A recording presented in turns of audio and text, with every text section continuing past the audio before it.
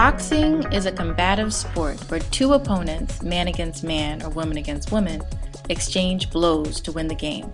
The winner either wins based on a point system as determined by judges at the end of several rounds, typically 12 rounds, or injures their opponent so badly they are no longer able to fight back. This is generally considered a KO or knockout. Boxing became an official sport when it was included in the ancient Olympic Games around the early to mid 17th century. At the outset, boxing as a sport had no official rules, which meant that boxers of varying skills and various sizes fought in matches despite weight and strength differences. This devastatingly resulted in the actual deaths of many early boxers.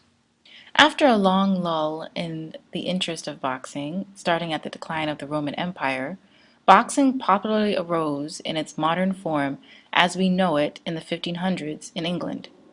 Boxing matches were known then as prize fights because it introduced a form of collected payment to the match winner. Official rules for boxing, the Marquess of Queensberry's rules, which remain in effect today, were created in 1867. These rules established many of the accepted practices we've come to associate with boxing: a definite number of rounds and maximum amount of time for each round, and the switch from bare fists to mandatory gloved-only fights. Gloves were, of course, introduced as a safety precaution.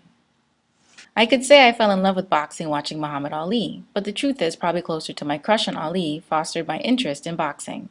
But I am no exception. It is said that Ali is the most recognizable sports figure in modern history due to his fancy footwork in the ring and his charisma out of the ring. Footwork is the biggest challenge to novice boxers. And I had a fighter who I took her all the way out to Philadelphia for a fight. And, her footwork isn't that bad, but footwork along with being nervous will definitely throw you off balance. So she fell down, throwing punches more than once, so eventually they stopped the fight.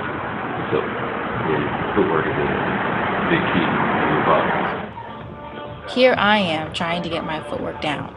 Slow start, but a pretty decent finish with help from my expert coach, Randolph. That was my first authentic activity as a boxer against an opponent. According to Randolph, being situated in the ring is definitely where the real learning happens. Hitting the bag is a whole lot different than hitting a person who's moving around. So, sometimes going fast, I might pull somebody and tell them to get in the ring. And I have one of my fighters with headgear on just so they can see, because if I see them standing in the same spot, not moving around that bag, to see how they can do for a person who's standing in front of them, then all of a sudden they move out the way, and they move this way. However, my entry point to this community of learners as a peripheral learner started in a group boxing class. As a novice, I was surprised that a major part of the enculturation process for boxing meant participating in the hardest workout of my life. I swear I have never done so many push-ups. However, the intensity of this workout is key for those training to be boxers, because beating your opponent requires strength, agility, and endurance. One major positive to working out at this level is a well-toned body. But for just plain folks like me, this is a huge barrier to community infiltration. So it makes sense that having an athletic background provides a strong base for knowledge transfer.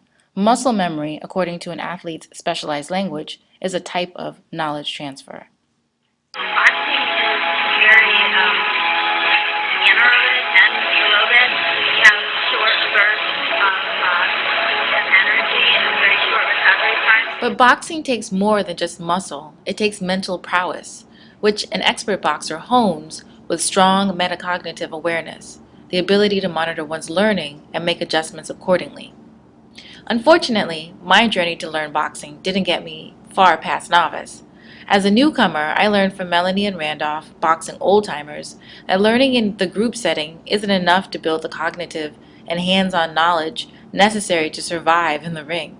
To become a menace in the ring, I would need direct apprenticeship with a master, and many more days of hitting the bag and hitting the gym.